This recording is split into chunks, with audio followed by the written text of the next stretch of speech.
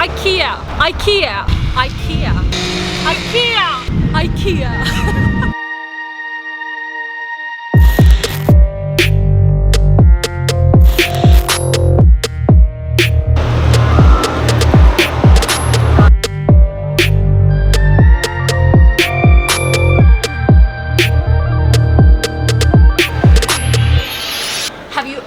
Bought anything from IKEA, got it inside of your home to find out that it looks nothing like it did in the showroom? Well, today I'm going to show you 4 things that they do. 4 points how you can apply those principles that they apply in the showroom to your space to make it look amazing. By the way, I'm an ex-IKEA employee, so I get away with it. So 4 points they take care of while working on a certain room in IKEA, because you have the style expression, moment in time, staging, human life that you can relate to as a customer, and therefore you'll buy to get inside of your house. Don't mind us, we're just recording.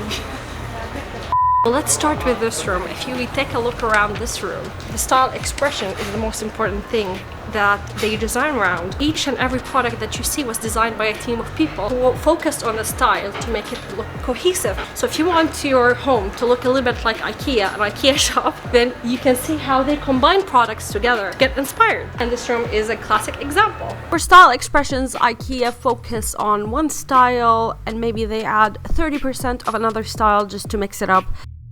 If you're an interior designer and you're watching this, it takes some time before you can master the skill of mixing styles, so sticking to a style in the beginning works really well, and then adding your own touches later on is the way to go. Now, you know that I was an interior designer in IKEA and we had our own guidebooks about style expressions. The main basis for any style expressions were either modern or traditional, and then they had taken from other styles from there. So I can't talk any further about this because I could get in trouble. But it's all about choosing what kind of style do you want to go towards, and then opening up Pinterest, understanding what are the trends, and then working with the trends to represent the room set. So if you are doing this in your own home, what do you exactly do? What I would really suggest you to do is, first of all, open up Pinterest. Search the product name. Understanding different contexts where people use this product will help you massively understand how you want to decorate your own house, because you want to look for a picture that tickles your fancy with a product that you can afford. Work from there. You can look at the color scheme, you can look at the materials they were using, you can look at how they mix woods and materials to get the perfect shape. And if you don't want to do that, hire an interior designer.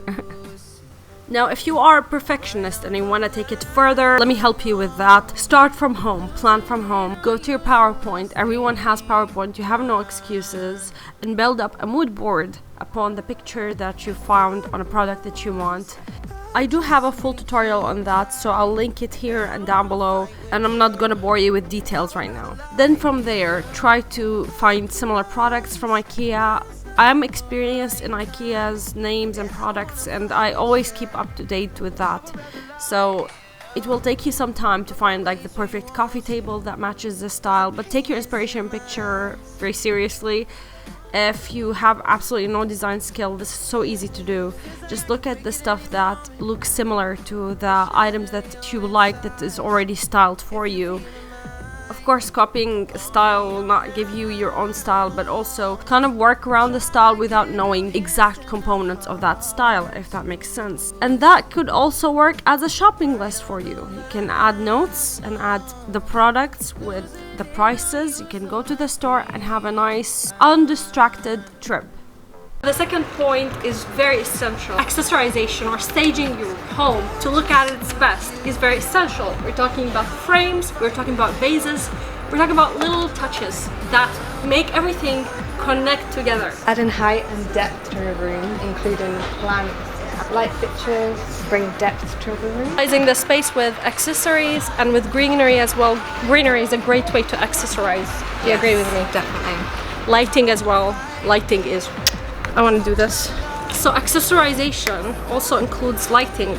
Lighting is really essential. You can see the general light, you can see the task light, and you can see little hints of light that are called accent lighting. If you layer your lighting like this inside of your home, you also get a similar feel. It will look a lot more put together. Yes, for sure. Yeah.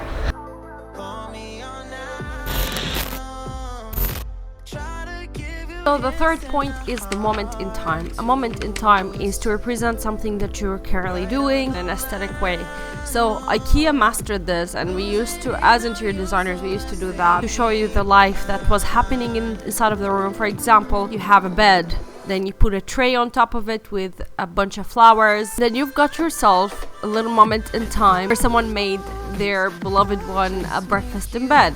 As I used to be an interior designer, I can tell you that we used to create characters with nationalities and with professions just to live within that room.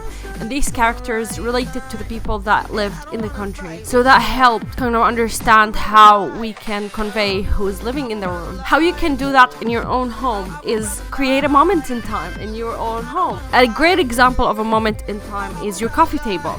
Your coffee table can represent what you've been doing earlier this day, and this is why it's very popular on Instagram to see those kind of moments where people capture. Moment in time is something that is so essential to interior designers.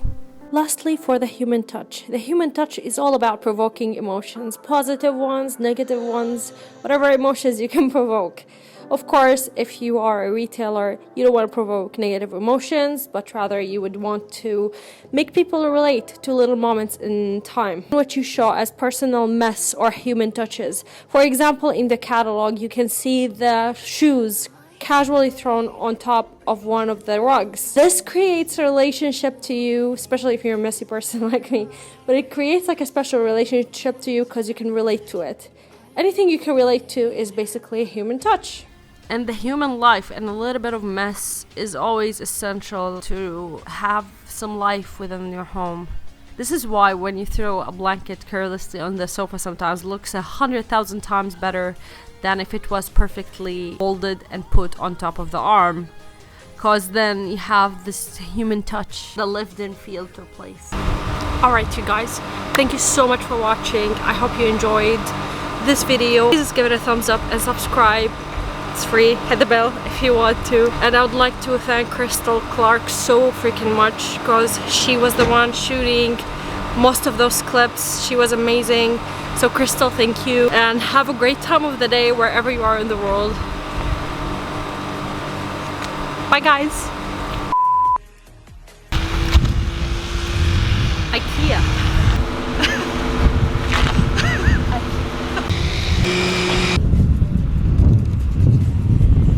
Got a suck in my stomach. I forgot what I was gonna say.